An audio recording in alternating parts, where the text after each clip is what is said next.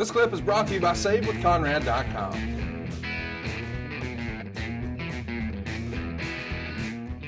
Let's talk about the other note from the Observer here. Funny weekend house show story. Backstage before the show, they have a lineup sheet posted of all the matches. They put a star next to whoever's going over that night. And at the bottom of the sheet, even though they use the same symbols every night, there's a note that reads star equals winner. Anyway, over the weekend, someone put a plus next to the name of the losers. And on one sheet at the bottom, it read plus equals jobber. On another sheet at the bottom, it read plus equals look good, good attitude, not tonight. And on the final sheet, it said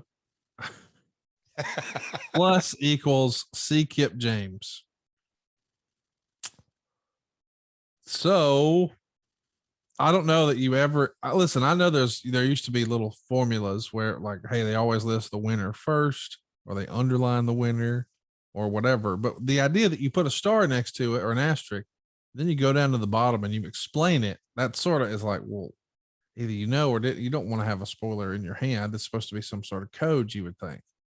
But then to just write, well, this means jobber. It's like, that's not really wrestler terminology. That's fan terminology.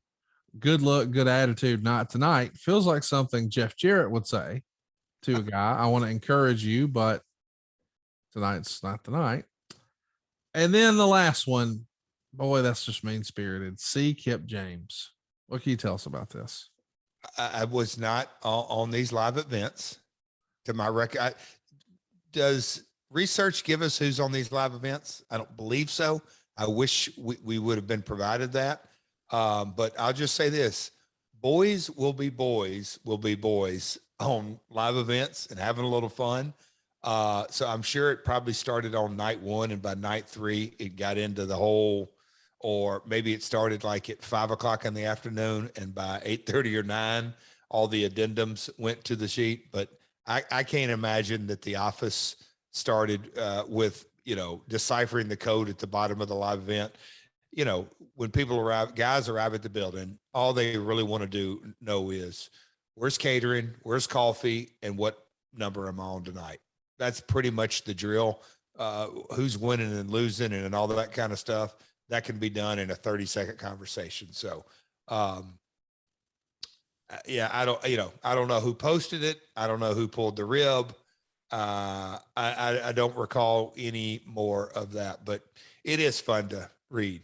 Live event or house show ribs, those ones that are really just so simple and no harm, no foul, but it's almost like it passes the time. It's,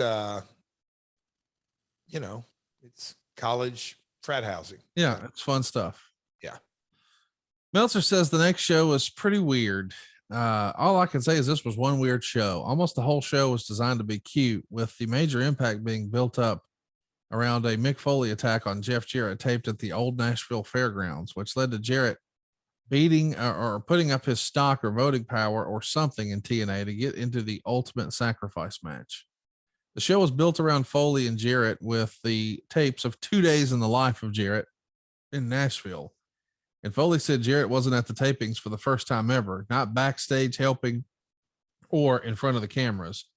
They worked hard trying to make Jarrett into a family man babyface, showing him hanging out with his daughters all day, picking them up from school, taking them to different after school activities. His youngest daughter came off real cute on TV, but the problem is the context of Impact is so goofy that doing something real now seems out of place. To make it work, you'd almost have to revamp things for a few weeks. I mean, they proved last year you can draw with it if you do it right, but they don't have the confidence or discipline for it. In the end, no matter what they do, long term, people are just not into that, just not that into Jarrett as a baby face. A lot to unpack here. Let me start backwards though. Long term, I think I probably agree with that. Most people consider you a heel rather than a baby face, right? I hated Jeff Jarrett. I got a couple of comments this past weekend on that. Almost verbatim. Hey man, love your podcast. You and Conrad had a lot of fun. But can I tell you something? Yeah, let me hear it. And I know what's coming now. I know exactly what's coming. Yeah, it's the Simply Irresistible, Conrad, I think you're the only fan of Simply Irresistible. Because it was tremendous. I love it. The criticism of the shows have been so goofy. This doesn't work because it's real. Hey, it's Conrad Thompson. Thanks for checking out the podcast here on YouTube. Be sure to hit the subscribe button and the notifications bell so you get a notice anytime we upload some new content. And go save yourself some money right now.